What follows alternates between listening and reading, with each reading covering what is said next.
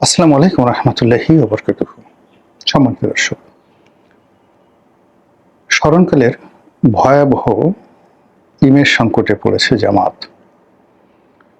গত ২ বছরে তার যে উত্থান এবং গত ৭০ বছরের তাদের যে মেহনত, এটি ২০২৬ সনে এসে রীতিমতো মুখ থুবড়ে পড়েছে। জামাতের যে কোনো ব্যক্তি, সেটা নারী হোক বা পুরুষ হোক, সেটা জামাতের সভাপতি ডাক্তার শফিকুর রহমান হোক কিংবা তাদের কোনো নারী সদস্য, সংসদ সদস্য হন, কোনো কথা বললে সেটা নিয়ে ট্রল হচ্ছে। তাদের পোশাক নিয়ে ট্রল হচ্ছে, আশাক নিয়ে ট্রল হচ্ছে, এবং এটা সার্বজনীন। একটা সময় মানুষজন তাদেরকে ঘৃণা করতেন একটা অংশ, আরেকটি অংশ তাদের ব্যাপারে সহানুভূতিশীল ছিলেন। না, লোকগুলো ভালো, নিরপরাধ, সে ৭১ সালে কি করেছেন না করেছেন এগুলো নিয়ে আওয়ামী লীগ বারবার শুধু নাড়াচাড়া করে, এই জিনিসগুলো ঠিক না। কিন্তু ইউনূস জামানাতে ক্ষমতার একদম চালিকা শক্তি রূপে তারা যে আচরণ করেছে, যে কথাগুলো বলেছে, যে অহমিকা দেখিয়েছে, এবং প্রশাসনের বিভিন্ন স্তরে তাদের যে লোকজন, যাদেরকে তারা দীর্ঘদিন লুকিয়ে রেখেছিল, তারা যেভাবে নিজেদের মুখোশ উন্মোচন করেছেন, যেভাবে বিশ্ববিদ্যালয়ের ক্যাম্পাসগুলো, তারপর বিশ্ববিদ্যালয়ের যে আবাসিক হলগুলো, সেই হলগুলো তারা যেভাবে নিয়ন্ত্রণ করেছে, মেয়েদের হলগুলো, মেয়েদের বিশ্ববিদ্যালয় এবং বিশ্ববিদ্যালয় কলেজগুলো, সেখানে তারা যে আধিপত্যবাদ দেখিয়েছে, এটি মূলত এককভাবে বিএনপি বা আওয়ামী লীগ কখনো সেটা পারেনি। তো সেই জায়গাতে এখন অনেকটা রিভার্স পরিস্থিতি দেখা দিয়েছে। তাদের সবচেয়ে বড় দুর্গ, যে দুর্গ, সেটি হলো রাজশাহী বিশ্ববিদ্যালয়, এবং সেখানে জানে যে সেখানে ছাত্রলীগ আবার ঢুকে গেছে, এবং সেখানে নির্বাচিত সংসদ মানে ছাত্র সংসদ, সেখানকার যারা নেতৃবৃন্দ, তারা এটি নিয়ে বেশ মারামারি করেছেন, এবং রাজশাহী বিশ্ববিদ্যালয় প্রক্টর অফিসের সাথে সেখানকার যারা ছাত্র নেতৃবৃন্দ রয়েছেন শিবিরপন্থী, তাদের বাক বিতণ্ডা, মারামারি, কাটাকাটি, এবং যাকে বলা হয় তাদের যে অঙ্গভঙ্গি, সশস্ত্র অঙ্গভঙ্গি, দেশীয় অস্ত্রে অঙ্গভঙ্গি, এটি এখন ভাইরাল বিষয়ে পরিণত হয়েছে সারা বাংলাদেশে। এর বাইরে জামাতের কিছু মহিলা কর্মী রয়েছেন।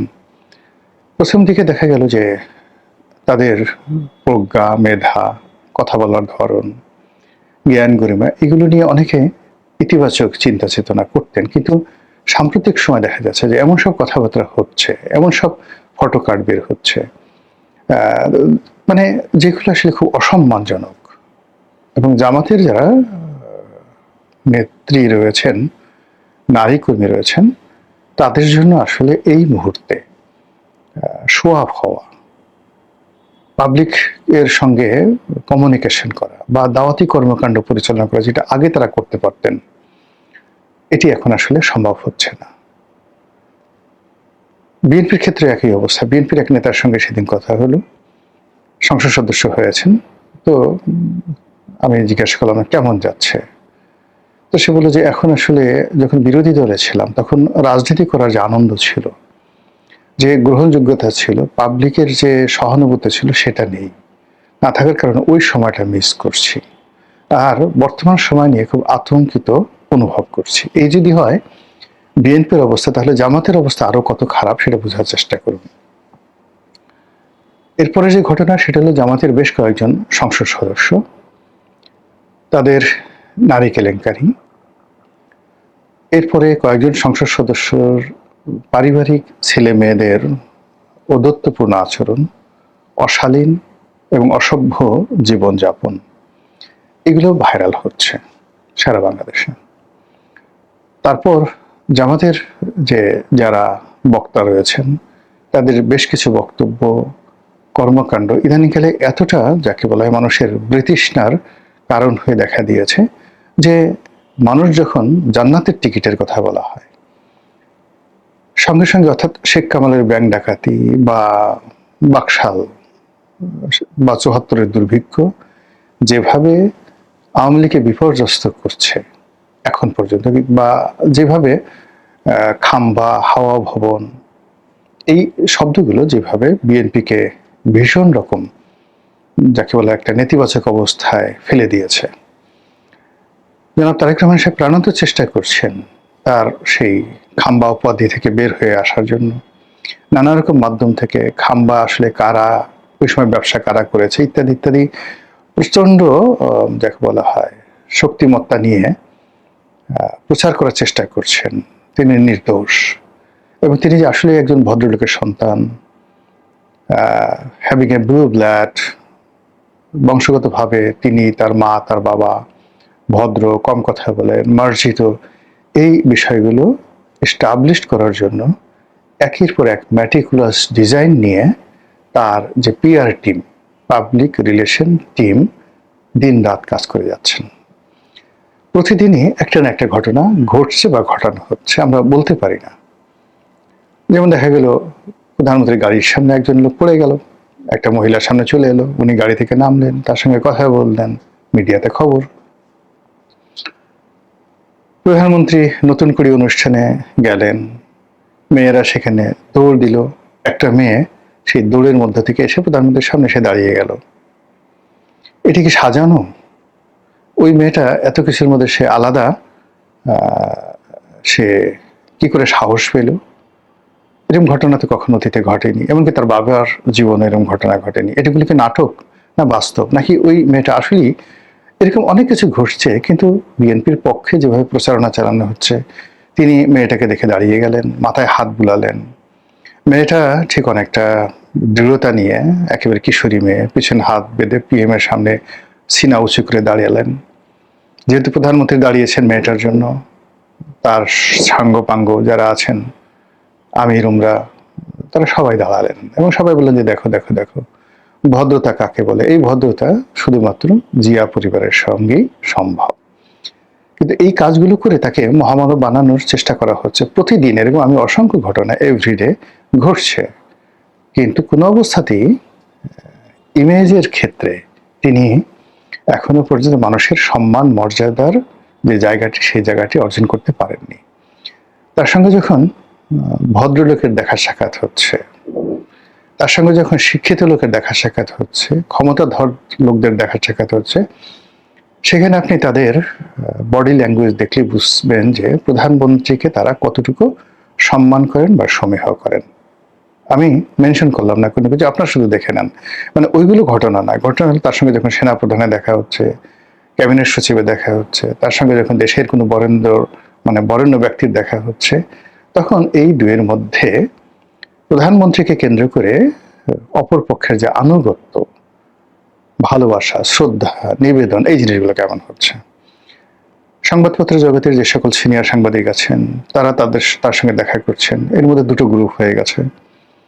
একটা গ্রুপ হলো মতিউর রহমান, মাহফুজ আনামদের নেতৃত্বে একটা গ্রুপ, যেখানে মতিউর রহমান, মাহফুজ আনাম, তারপর মতিউর রহমান চৌধুরী, নুরুল কবির, ওনারা একটা গ্রুপ। তো তারা একবার বা দুবার ওনার সঙ্গে দেখা করেছেন, এখন আর তাদেরকে দেখা যাচ্ছে না। আবার অন্যদিকে আমার দেশের মাহমুদুর রহমান, জাহিদুদ্দিনের শফিক রেহমান, তো এই পুরো বিএনপি এবং পুরো জামাতের যে সমস্ত সাংবাদিক রয়েছেন, তারা যখন তার সঙ্গে দেখা করছেন, সেখানে আপনি এদের বডি ল্যাঙ্গুয়েজগুলো দেখেন, আপনি বুঝতে পারবেন যে সম্মান এবং মর্যাদাটা এই গত 5 মাসে 6 মাসে কতটা তিনি অর্জন করেছেন, বা আগের যে জায়গাগুলো থেকে কতটা বের হতে পেরেছেন। তো সেই দিক থেকে আপনি যদি জামাতের কথা চিন্তা করেন, জামাত আসলে চেষ্টা করেনি, মানে নিজেদের যে ইমেজগুলো, 71-এ তাদের ভূমিকা, ইসলামাইজেশনের ব্যাপারে তাদের যে চিন্তা চেতনা, এই বিষয়গুলো তারা মানে গত 2 বছরের চেষ্টাই করেনি। তারা মনের আনন্দে, মানে আমরা যে কাজগুলো করি, সেটা হলো আপনারা দেখবেন মানুষ যখন খুব আবেগপ্রবণ হয়ে যায়, আপনার ঘরে একটা নবজাতক সন্তান আসছে, বা 3 মাস 4 মাস 5 মাস 6 মাসের সন্তান, আপনি তাকে চুমু দিচ্ছেন, সে একদিকে পায়খানা করে দিচ্ছে, তারপর আপনি চুমু দিচ্ছেন। তারপর শেষে আপনি তাকে আদর করতে গিয়ে ওরে আমার লুলু বাবা, ওরে আমার পুলু বাবা, ওরে আমার পুতু পুতু, ওরে আমার টুসু টুসু, ওরে আমার কুনু কুনু, আপনি তার কানে চুমা দিচ্ছেন, নাকে চুমা দিচ্ছেন, ছেলে কাঁদছে, মেয়ে কাঁদছে, নবজাতক, কিন্তু আপনি চুমা দিয়েই যাচ্ছেন।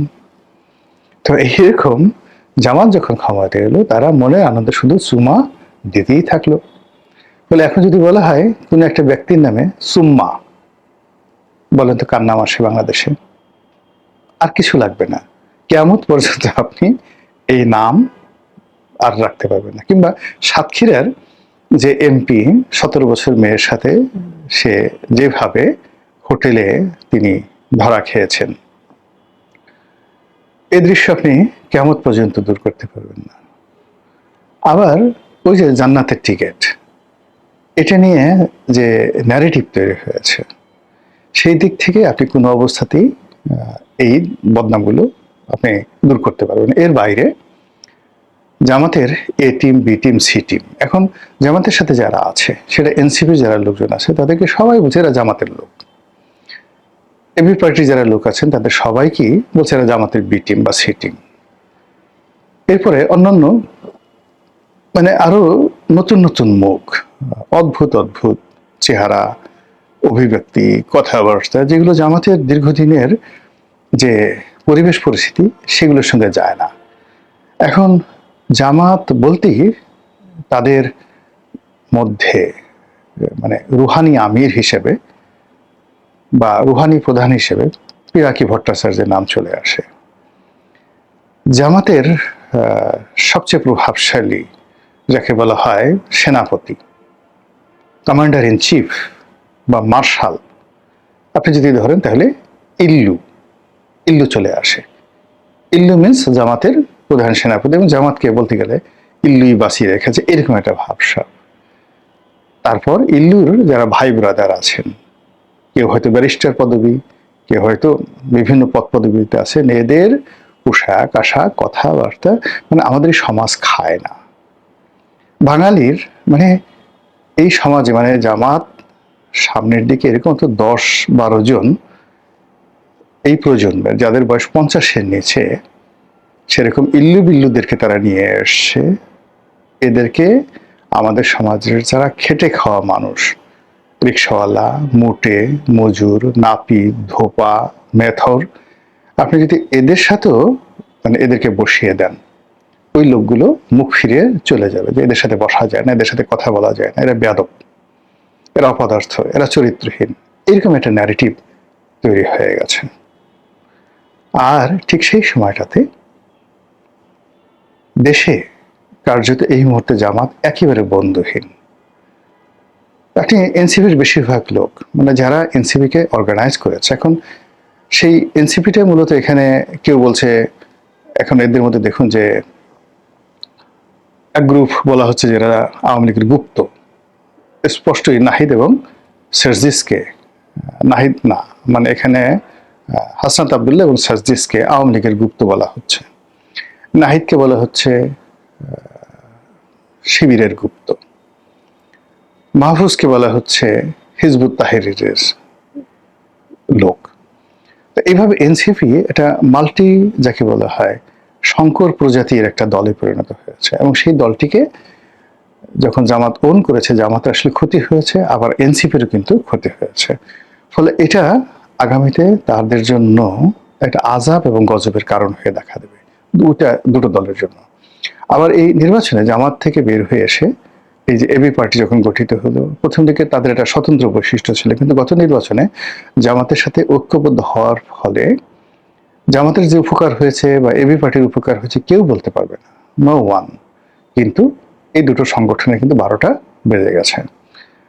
জামাত এনসিপিকে মানে এবি পার্টিকে বিশ্বাস করে না, এবি পার্টিও জামাতকে বিশ্বাস করে না। এখন টোটাল যে জামাতকে কেন্দ্র করে যে 10টা না 11টা দল আছে, তাদের সঙ্গে আর যা হোক বিএনপি জোটের কোনো সম্পর্ক নেই। অন্যদিকে জামাতের যে সকল বন্ধু ছিল দেশের বাইরে, পাকিস্তান, চীন, তুরস্ক, সৌদি আরব, এই দেশগুলোর সাথে তাদের সম্পর্কটা আগের মতো নেই। সব মিলিয়ে এই যে সময়টা যাচ্ছে 2026 সনের জুলাই মাসের শেষ সপ্তাহ, আগস্ট মাস ভয়াবহ ভয়ালো শোকার্ত আগস্ট মাস সামনে, তারপরে সেপ্টেম্বর। কেমন হবে জামাতের রাজনীতি? জামাত কিভাবে সাস্টেন করবে, কিভাবে ঘুরে দাঁড়াবে, এটাই এখন দেখার বিষয়। মহান আল্লাহ আমাদের সবাইকে হেদায়েত দান করুন, হেফাজত করুন। আসসালামু আলাইকুম রহমতুল্লাহি ওয়া বারাকাতুহু।